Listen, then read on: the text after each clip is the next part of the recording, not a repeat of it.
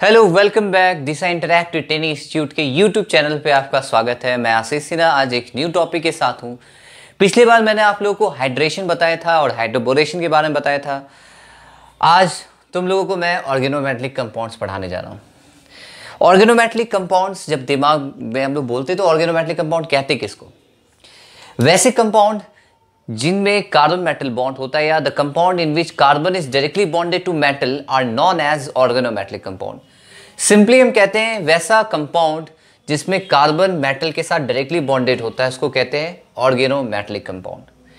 अब कई बार हम लोग कंफ्यूज हो जाते हैं कि सिंपली हम मेटल देखते हैं तो उसको समझ जाते हैं कि वो ऑर्गेनोमेटेलिक कंपाउंड है। Just take the example of CH3 CH2 COONA।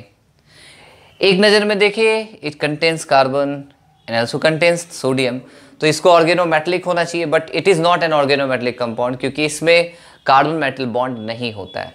Carbon metal bond होगा तभी ये ऑर्गेनोमेटेलिक होगा। तो दो it has sodium but it is not an organometallic compound. ठीक है, अब समझेंगे कि कैसे आइडेंटिफाई करेंगे कि कौन ऑर्गेनोमेटेलिक है कौन नहीं।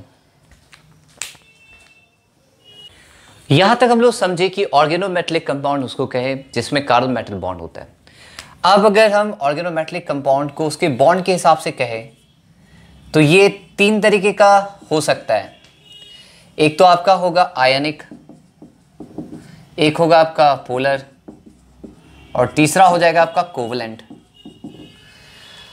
आयनिक वैसा कार्बन मेटल बॉन्ड तभी आयनिक होगा जब difference of electronegativity extremely high हो। जैसे आप देख सकते हो यहाँ पे CH3 ये माइनस ये प्लस, क्योंकि यहाँ पे difference of electronegativity extremely high है तो ये आयनिक ऑर्गेनोमेटेलिक कंपाउंड है। लेकिन अगर डिफरेंस ऑफ इलेक्ट्रोनेगेटिविटी मॉडरेट है तो ये आपका पोलर में कहलाएगा, जैसे CH3 MgBr। ठीक है, तो ये आपका नेगेटिव ये पॉजिटिव, तो ये पोलर ऑर्गेनोमेटेलिक हो गया। अगर डाइमिथाइल जिंक है या डाइमिथाइल कैडमियम है तो ये जो होगा कोवलेंट होगा। तो कार्बन मेटल बॉन्ड आयनिक भी हो सकता है, पोलर भी हो सकता है और प्योर कोवलेंट बॉन्ड भी हो सकता है। प्योर कोवलेंट बॉन्ड कैसे होगा? जब डिफरेंस ऑफ इलेक्ट्रोनेगेटिविटी बहुत ज़्यादा ना हो। ठीक है, अब इससे आगे हम लोग पढ़ेंगे कि ग्रिग्नार्ड रिएजेंट किसको कहते हैं, जो कि बहुत इंपॉर्टेंट है क्लास 12 के लिए भी और जी एडवांस और नीट के लिए भी। चलिए देखते आगे। अभी तक हम लोगों ने पढ़ा ऑर्गेनोमेटेलिक कंपाउंड्स के बारे में। ऑर्गेनोमेटेलिक कंपाउंड वैसे कंपाउंड को कहते हैं इसमें कार्बन मेटल से डायरेक्टली बॉन्डेड होता है। अब हम लोग पढ़ने जा रहे हैं ग्रिग्नार्ड रिएजेंट के बारे में। Grignard reagent is one of the important organometallic compound. कहते किसको ग्रिग्नार्ड रिएजेंट? जो ग्रिग्नार्ड रिएजेंट है वो होता है अल्काइल मैग्नीशियम हैलाइड, यानी alkyl magnesium halide is called Grignard reagent.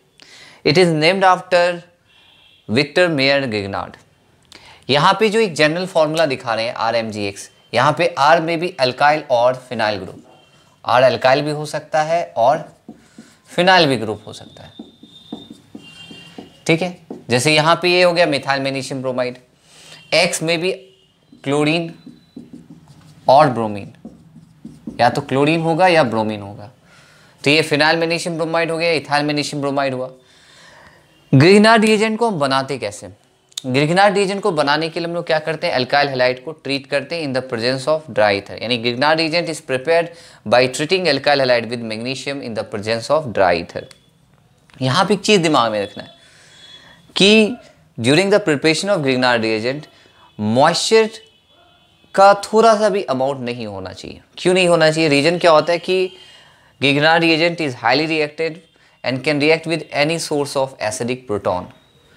Grignard reagent must be prepared under anhydrous condition. क्यों? कारण ये होता है कि ग्रिग्नार्ड रिएजेंट का जो ये वाला पार्ट है वो पोलर की तरह बिहेव करता है और कोई भी एसिडिक प्रोटॉन सोर्स से कंबाइन करके कॉरस्पॉन्डिंग एल्केन बना देगा। इसलिए यहाँ पे देखना है कि ये जो प्रिपरेशन होता है वो किस मीडियम में होता है? ड्राई ईथर मीडियम में होता है। जैसे CH3Br को मैग्नीशियम से ट्रीट करेंगे तो बनेगा मिथाइल मैग्नीशियम ब्रोमाइड। अब हम लोग पढ़ेंगे कि इसका नेचर ऑफ बॉन्ड क्या होता है, कार्बन मेटल बॉन्ड किस तरीके का होता है, आयनिक होता है, कोवलेंट होता है या पोलर बॉन्ड होता है।